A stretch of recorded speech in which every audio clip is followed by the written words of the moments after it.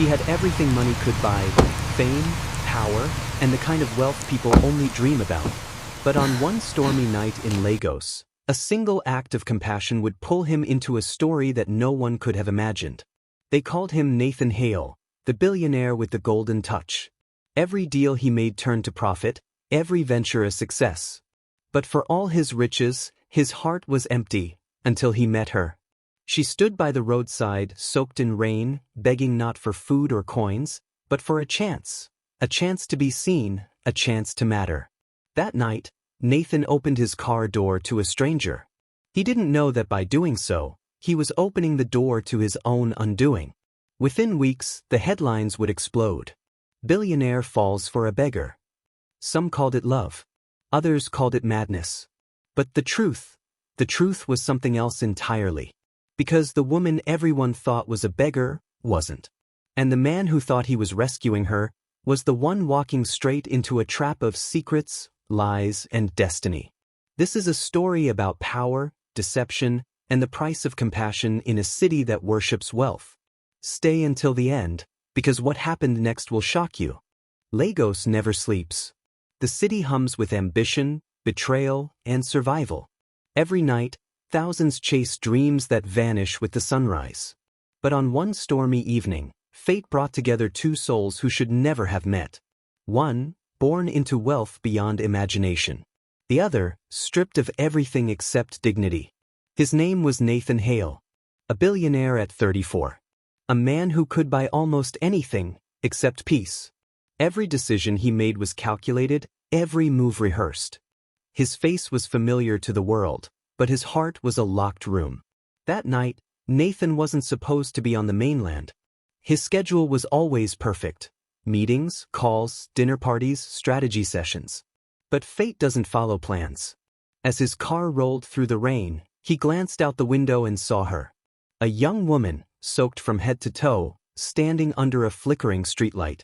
Her clothes were torn, her hands trembling. But it wasn't her appearance that caught his attention, it was her eyes. Calm, deep, almost defiant. The driver said quietly, "Oga, ignore her. Just another beggar." But Nathan couldn't. Something about her presence refused to let him look away. He lowered the window slightly and asked, "Do you need help?" She shook her head. Her voice was soft but steady. "No, sir. I only need a chance." He frowned. "A chance for what?"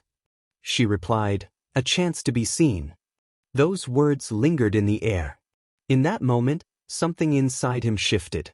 Without hesitation, he told the driver to stop. Against reason, against his own rules, he stepped out into the rain and approached her. "What's your name?" he asked. She looked up slowly. "Amara. Do you have a place to stay?" She hesitated. "Not tonight." He took off his coat and handed it to her. "Get in the car." The driver looked shocked, but Nathan didn't care. Amara climbed into the back seat quietly, still avoiding eye contact. As the car moved through the flooded streets, Nathan studied her.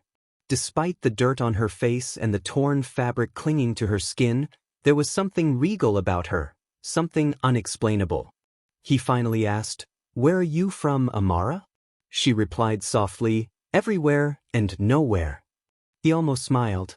A mysterious answer from a woman he couldn't understand. Lagos was full of stories, but this one was different. By morning, his entire household would be whispering. "The boss brought home a beggar," they said. "Who is she? What does she want?" But Nathan didn't care about gossip.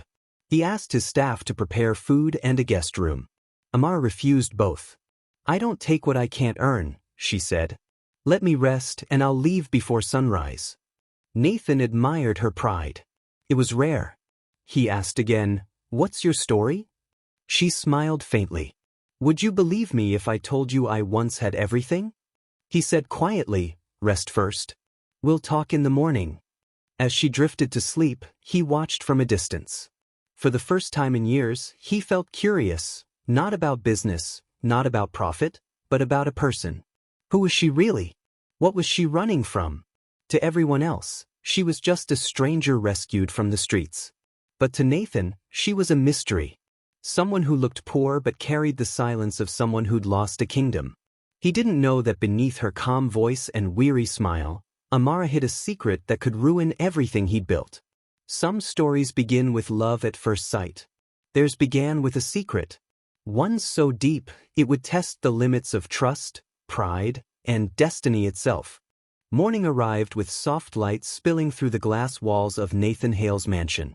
For a man used to perfection, the sight of a stranger asleep on his sofa was unusual. Yet, he couldn't bring himself to wake her. There was something peaceful about her presence, something unfamiliar in his sterile world of luxury. When Amara finally opened her eyes, she seemed startled by where she was. Her fingers brushed across the fine leather cushions, as if afraid to stain them. Nathan greeted her calmly, offering breakfast. She refused again, politely. "I'm grateful, sir, but I've taken too much already." He studied her face, noticing the faint scars along her wrist. "You talk like someone who's used to refusing kindness," he said. She replied, "In this city, kindness is expensive. People give it with one hand and take your dignity with the other." Her words stayed with him. Nathan had met countless powerful people, but none spoke with such quiet conviction. It was as if she'd lived 1,000 lives behind those calm eyes. He told her she could stay for a few days, just until she figured things out. Amara hesitated. "If I stay, I'll work. I don't want charity." "Then work," Nathan replied. "Do whatever you can here. I'll pay you fairly." She agreed, and from that moment, something shifted within the house. The staff whispered. They stared. To them, Amara was an intruder, a beggar who didn't belong among polished marble and crystal chandeliers. But Nathan ignored the noise. He watched as Amara swept the corridors, tended the flowers, and spoke softly to the old gardener no one ever noticed. She never complained, never asked for more. And every evening, when her work was done, she sat quietly near the balcony, watching the sunset as if searching for something lost. Nathan often joined her there, both silent, both strangers in their own ways. One evening he asked, "Why do you always sit alone?" Amara replied, "Because silence tells the truth that words hide." Nathan didn't press further. Yet, the mystery around her deepened. She wasn't like anyone he'd ever met. One moment she seemed vulnerable, the next, unshakably strong. Her accent would shift, polished English one day, local pidgin the next. Her eyes carried both pain and pride. One night, Nathan found her standing in front of a large painting in the hallway, an oil portrait of Lagos in the 1970s. She stared at it as if she'd been there. "You like it?" he asked. "It's home," she said quietly, before people forgot what home meant. He frowned slightly. "You talk like someone with a past to hide." Amara turned to him. "Don't we all?" After that, she avoided him for days. Nathan tried to focus on work, but he found himself distracted. His board meetings dragged, his calls felt meaningless. Each time he returned home, he looked for her. Sometimes she was there, sometimes not. And each time she was gone, he felt an ache he couldn't explain. The staff noticed too. The housekeeper warned him gently, "Sir, people are talking. They say you've brought trouble into your home." Nathan replied, "Maybe trouble is what makes life real." Then came the first sign that Amara wasn't who she claimed to be. One afternoon, while Nathan was away, a courier delivered a small envelope addressed to Lady A. The staff, curious, left it on the table. When Amara saw it, she froze. Her hands trembled as she read the writing on the envelope. She tucked it quickly into her pocket and left the house for hours without saying a word. When Nathan returned that night, she was waiting by the door, her eyes red from crying. "Thank you for your kindness," she said. "But I can't stay any longer." He asked what happened, but she wouldn't answer. "Please don't look for me," she said softly. "Some stories are better left untold." Nathan tried to stop her, but she slipped away before dawn, leaving behind nothing but a single silver locket on the sofa, the same one he'd seen around her neck the night they met. Inside was a photograph, faded, old, but clear enough to see a young girl standing beside a man in traditional robes. The man looked powerful, respected. The girl looked like Amar. Nathan felt a chill. He'd seen that face before, not hers but the man's. Somewhere in an old newspaper clipping years ago about a local chief whose family had vanished after a land dispute.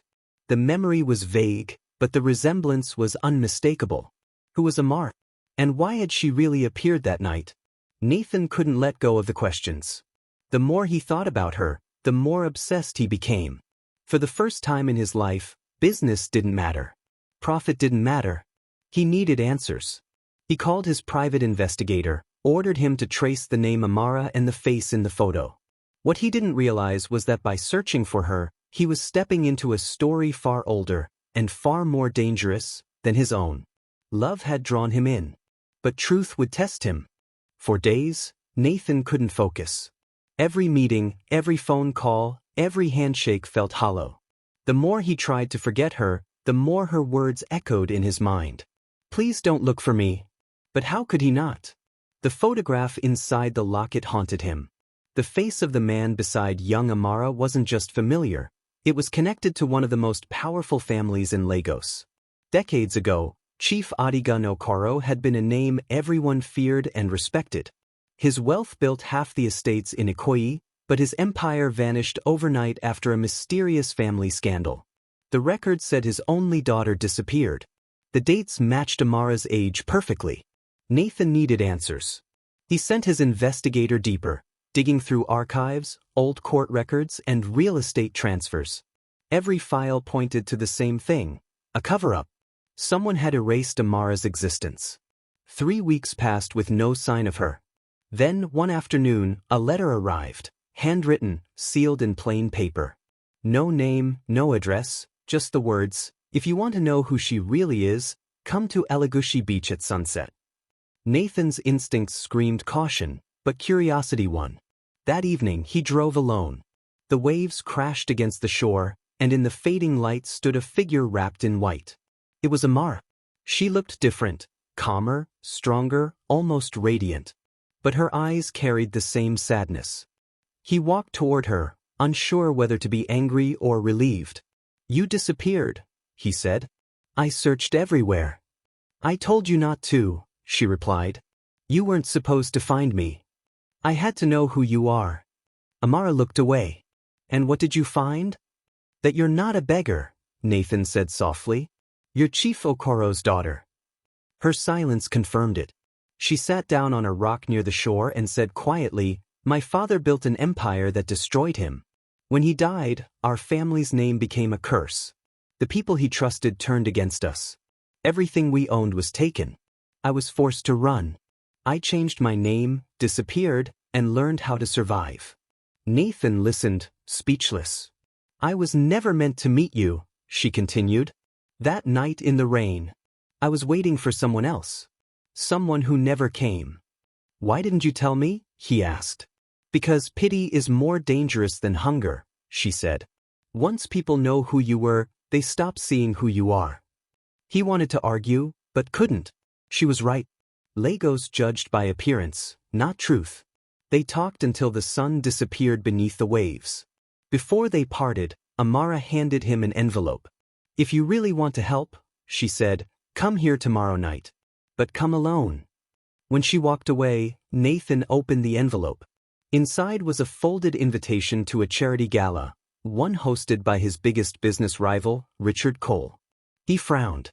Richard was ruthless, a man who built his wealth by preying on others. Nathan had spent years competing with him. But why would Amara lead him there? The next night, Nathan arrived at the event. It was opulent, filled with politicians, investors, and media cameras. Halfway through, his eyes caught a familiar face in the crowd. Amara, dressed elegantly, her hair tied back, wearing a simple silver necklace. No one would ever believe she'd once stood barefoot in the rain. She didn't acknowledge him at first. She stood beside Richard Cole, smiling politely as if they'd never met. Nathan's confusion turned to unease. After the speeches, he approached her quietly. "What's going on, Amara? Why are you here with him?" She turned, her eyes calm. "You said you wanted the truth. Now you'll see it." Before he could respond, Richard joined them, shaking Nathan's hand. "I see you've met my fiancée." The words hit Nathan like a blow. He looked at Amara. She didn't deny it. Richard laughed softly. Small world, isn't it? You saved her, and now she'll save me. From loneliness, of course. Nathan forced a smile, masking the storm inside him. The rest of the evening felt like a blur. Every word, every laugh, every toast, all of it echoed like mockery. When the night ended, Amara slipped a note into Nathan's hand as she passed him by. It read, "Don't believe what you see. Trust only what you remember." He left the gala in silence, torn between anger and confusion. Had she betrayed him? Or was she warning him? For the first time, Nathan realized he was no longer in control. The woman he'd rescued now held all the power, and he had no idea what game she was playing. But one thing was certain, nothing about Amara was an accident. Nathan didn't sleep that night. The image of Amara standing beside Richard Cole replayed in his mind like a scene on loop. The woman he once believed he'd rescued now appeared as the fiancée of his greatest enemy. Every word she'd spoken to him, every gesture, every look, suddenly, none of it made sense. At dawn, he drove aimlessly through the city, watching Lagos awaken. Hawkers, traffic, distant horns. Everything felt too normal for a world that had just turned upside down. Had she used him? Was the story about her father a lie? Or was Richard part of something larger, something he hadn't yet seen? By noon, Nathan made his decision. He would find her again, and this time, she wouldn't disappear without answers. He started with Richard's company. His investigators learned that Richard had recently acquired several old properties once owned by Chief Okoro's family. That discovery struck him harder than anything else. So, Richard had not only taken Amara, he had taken what was once hers. Later that evening, Nathan's assistant handed him an anonymous message delivered to his office. "Stop searching for her. You're not the only one watching." He read the note twice. There was no signature, no clue. Only a warning. 2 days passed. Then, Richard Cole called him unexpectedly. "Nathan," he said smoothly, "I hear you've been asking questions about my fiancée. I'd advise you to stop. Curiosity can be dangerous." Nathan replied, "I just want the truth." Richard chuckled. "The truth is expensive. And some things, my friend, are better left in the dark." Before Nathan could respond, the line went dead. That same night, he went back to Elagushi Beach, the last place he'd seen Amara before the gala. The sea was calm, the air heavy. He stood there for hours, hoping she'd appear again. But she didn't. Only the waves answered. When he returned home, he found the silver locket she'd left weeks ago lying on his desk, though he'd locked it away in a drawer. No one in the house admitted to touching it. He opened it again, and this time, a folded note was tucked inside. It read, "When the lights go out, follow the truth. Trust no one in the mirror." Nathan's chest tightened. Was it a warning? A cry for help? Or another game? He called his investigator, who traced Richard's upcoming travel plans. Richard was leaving Lagos for a private estate on the outskirts of Abeokuta, a property once belonging to Chief Okoro himself. Nathan didn't believe in coincidence anymore. The next evening, under the cover of night, Nathan drove out of the city. The road was long and quiet, cutting through dark fields and abandoned compounds.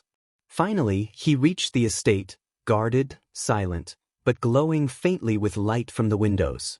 Through binoculars, he saw Richard standing on a balcony, phone in hand. A woman stood behind him, half hidden by shadows. It was Amara. Nathan's pulse raced. He moved closer through the trees until he could hear faint voices. Richard's tone was sharp. "You think he still trusts you?" Amara's reply was soft. "He trusts his heart more than his head. That's his weakness." Richard laughed. "Good. Then we finish this soon. Once the documents are signed, no one will remember your father's name again." Nathan's mind spun. Documents? Finish what? He couldn't stay hidden any longer. He stepped out from the shadows and shouted, "What are you doing, Amara?" Both turned. Amara froze. Richard's face hardened. "Nathan," Richard said coldly, "you shouldn't be here." "I could say the same to you," Nathan replied. "What's going on?" Richard smirked. "Business. Something you should understand well." Amara whispered, "Nathan, you shouldn't have come." He looked at her. Tell me the truth. Are you working with him? She didn't answer. The silence cut deeper than words. Then Richard stepped forward. She's with me now. And soon, everything your empire stands on will belong to us. You've built your wealth on the ruins of others. It's poetic that hers will end yours. Before Nathan could respond, security guards appeared, blocking his path. Amara turned her head slightly, just enough for him to see her eyes. There was something desperate in them. Fear, guilt, maybe both. As he was forced back to his car, he heard her whisper, "Don't come back here." He drove away, heart pounding, mind burning with confusion. Had Amara betrayed him to take revenge for her father's losses? Or was she being used, again, by the same forces that destroyed her family? The next morning, the news broke. Richard Cole's private estate had been raided overnight by unknown men. His staff gone, his servers wiped, his accounts frozen. The only thing left behind was a single message painted across the front gate. Justice begins where greed ends. Amara had vanished again. Police questioned Nathan, but he denied any involvement. He had none. Still, rumors spread fast. Social media buzzed with speculation. The billionaire's beggar lover vanished again, and his rival's empire collapsed overnight. Nathan shut himself away, unable to tell truth from lies. One evening, as he sat in silence, a news report flashed across the screen, an image of Amara at a small village clinic, distributing food to children. The reporter called her the lost heiress of Lagos. Nathan's heart sank with relief and confusion. She was alive. But why had she done all this? The answer would come soon, not from her, but from the one person Nathan least expected. A phone call. A man's voice. Confident. "She didn't betray you," the caller said. "She saved you." Nathan froze. "Who is this?" The voice replied, "Someone who owes her his life. If you want to know the truth, come to where it all began." Then the line went dead. Nathan knew what that meant. He looked at the rain falling outside his window, the same as the night he met her. The same streets. The same storm. The truth was waiting for him there. The storm returned to Lagos that night, heavy and relentless, washing the streets clean as if the city itself wanted to start over. Nathan sat in his car, staring through the windshield at the same corner where he'd first met Amara months ago. The same flickering streetlight. The same smell of wet dust and fuel. Only this time, he wasn't searching for a stranger. He was searching for the truth. The mysterious phone call echoed in his head. "She didn't betray you. She saved you." The words made no sense, but he knew they meant something. He waited for hours. Midnight passed, then 1 o'clock, then 2. Finally, a figure appeared under the light. It wasn't Amara. It was an older man, wearing a dark coat, holding an envelope. He approached the car slowly, knocked on the window, and said, "She told me you'd come." Nathan lowered the glass. "Who are you?" "A friend of her father," the man replied. "My name is Yemi. I was the lawyer who handled Chief Okoro's estate before it was stolen." Nathan gestured for him to continue. Yemi looked around nervously, then said, "Richard Cole was the man who destroyed her family. He orchestrated fake documents, forced sales, and used shell companies to take everything her father owned. Amar discovered the proof years later but had no power to fight him. When she met you that night, it wasn't by accident, but it wasn't deceit either. She needed help. She needed protection from the same man who was preparing to do to you what he did to her father." Nathan was silent. Yemi handed him the envelope. She infiltrated his world to expose him. The moment she became his fiancée, she gained access to his records, his accounts, his deals. She gave everything to the authorities. The raid on his estate, that was her doing. Nathan felt a chill. "She risked everything?" Yemi nodded. "She knew she'd lose you in the process. But she said saving your name was worth more than keeping your heart." Nathan opened the envelope. Inside were photocopies of documents, contracts, emails, transfers, proof that Richard had planned to use a fraudulent merger to destroy Nathan's company and absorb his assets. The betrayal had been planned long before Amara came into his life. He looked up from the papers. "Where is she now?" Yemi sighed. "In hiding. She's under protection until the trial begins. Richard has powerful enemies, but even more powerful friends. If they find her before the hearing, she won't survive. Nathan clenched his fists. Then I'll protect her. Yemi shook his head. No. If you make contact now, you'll expose her. The only way to protect her is to stay silent, until justice is done. Nathan leaned back in the seat, closing his eyes. Everything made sense now. Her silence, her vanishing, the note in the locket. She hadn't betrayed him. She had saved him from becoming Richard's next victim. For the first time since she left, he smiled, not out of happiness, but respect. Over the next few weeks, news spread across the country. Richard Cole's empire collapsed under investigation. His partners fled. His accounts were frozen. The media called it the fall of a titan. Nathan watched from a distance, never speaking publicly, never claiming involvement. Then one morning he received a court summons, not as a suspect, but as a witness. The government had recovered most of Chief Okoro's stolen assets. The name of the key informant was sealed for security reasons, but Nathan didn't need to read it. He knew. The trial lasted months. The evidence was overwhelming. Richard's lawyers tried to shift blame, but the documents Amara had leaked were undeniable. In the end, the court sentenced Richard Cole to 25 years in prison for fraud, conspiracy, and corruption. The case became one of the biggest business scandals in Nigeria's history. When the final verdict was read, Nathan left the courtroom quietly. He didn't wait for cameras or congratulations. He just walked outside and looked up at the cloudy sky, wondering where Amara was now, and if she knew it was finally over. That evening, as he sat alone in his home office, the doorbell rang.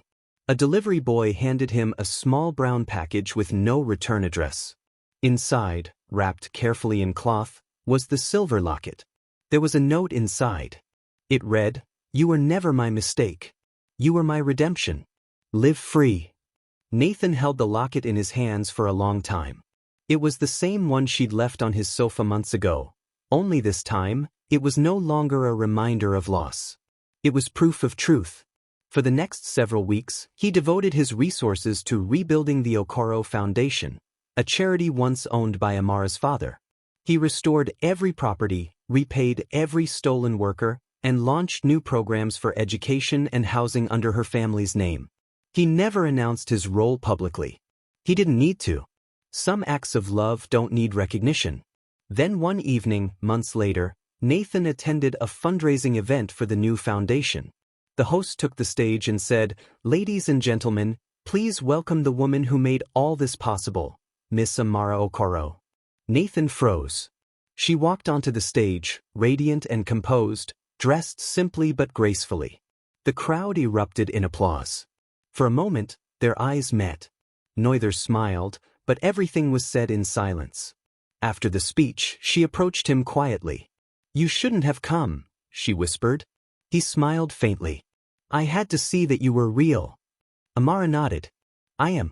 But not who I was." Nathan looked at her one last time and said, "Neither am I." Then she smiled, soft, genuine, final. She turned to leave, blending into the crowd like a ghost finally at peace. Nathan watched her go, knowing that the story between them had reached its end. He didn't chase her. He didn't need to. Sometimes love isn't about holding on, it's about letting truth breathe. Months passed. Lagos moved on as it always does. The scandal faded from headlines, the gossip quieted, and the world found new stories to chase. But for Nathan Hale, silence had become both a comfort and a curse. He lived differently now, fewer meetings, fewer interviews, no cameras. The mansion that once echoed with ambition now felt like a monument to reflection. He spent most days at the Okoro Foundation headquarters, watching children learn, women work, and families rebuild lives that once seemed impossible. It wasn't just Amara's legacy anymore, it was his healing. Still, there was one question he couldn't bury: why had she never come back? Not for gratitude, not for closure, nothing. Part of him believed she had vanished for good, content to let the story end where it began. But fate had one last chapter to write. On a quiet Friday afternoon, Nathan received a call from the foundation's director. "Sir, we've received an anonymous donation," the man said. "It's unusual." "How unusual?" Nathan asked. "It's the largest single donation we've ever received. It came with a note. You might want to see it yourself." Nathan drove there immediately. When he arrived, the envelope was waiting on his desk. Inside was a check made out to the foundation and a letter written in familiar handwriting. It said, "This was never about revenge. It was about restoration. What my father built was never meant to end in greed, but in grace. Tell the children that I'm free. Tell them that wealth is not what you hold, but what you give. With love, Amara." At the bottom was a signature, and beside it, an address, a remote coastal village near Calabar. Nathan didn't hesitate. The next morning, he traveled there. The road was long, winding through forests and small settlements. When he finally reached the village, he found a small school made of clay walls and tin roofs. Dozens of children ran barefoot across the yard, their laughter echoing through the air. An older woman pointed toward the garden behind the school. "She's been waiting for you," the woman said softly. He walked there slowly, and there she was, Amara, sitting beneath a mango tree, surrounded by children reading from worn-out books. She looked up and smiled as if she had known he would come. "I thought you disappeared," Nathan said. "I did," she replied. "But only from the noise." He looked around the small school. "You built this?" She nodded. "This was my father's dream. Not the towers, not the wealth. A place where no child would ever have to beg for a chance to be seen." Nathan smiled faintly. "You kept your promise." "So did you," she said. "You rebuilt the foundation. You gave back what was never yours to keep. That's more than I ever asked for." They stood in silence, the wind carrying the sound of children's laughter between them. Nathan finally said, "You could have stayed. We could have started over." Amara shook her head gently. "No, Nathan. Some stories aren't meant to be rewritten. They're meant to be remembered." He wanted to argue, but he couldn't. He understood now. Their paths had crossed not for romance, but for redemption. Each had saved the other in a way neither could have planned. Before he left, she handed him the same silver locket one final time. "This belongs with you now," she said. He opened it. Inside was the same photograph, her as a child beside her father, but now, another photo had been added. It was of him, standing on the foundation site with the workers, smiling for the first time in years. She said quietly, "My father used to say that true wealth isn't in what you own, but in the lives that breathe because you cared." Nathan nodded. "Then he was richer than all of us." They smiled one last time. When he turned to leave, Amara's voice stopped him. "Nathan," she called, "do you know what I prayed for the night we met?" He looked back. "What?" "I prayed that the rain would wash away the lies, yours and mine. I think it finally did." He didn't reply. He simply raised a hand in silent farewell and walked away. Behind him, the children's laughter rose again, pure and endless. Nathan never saw her again. But years later, when the Okoro Foundation expanded across Africa, the plaque at its entrance carried her words. "True power is the ability to lift others without needing applause." And beneath it, engraved in smaller letters, another line read, "Dedicated to Amara, the woman who taught me that love and justice are the same thing." Nathan often returned to that plaque, standing in front of it in silence. The city around him kept changing. New buildings, new wealth, new faces, but the lesson never faded. He learned that compassion is not weakness, that love can be the strongest act of defiance, and that redemption sometimes wears the face of a stranger in the rain. And so the story ended where it began, in the heart of Lagos, under a storm that brought two souls together for a reason neither could have foreseen. Because in the end, fate doesn't ask permission. It simply finds the people it needs to finish the story.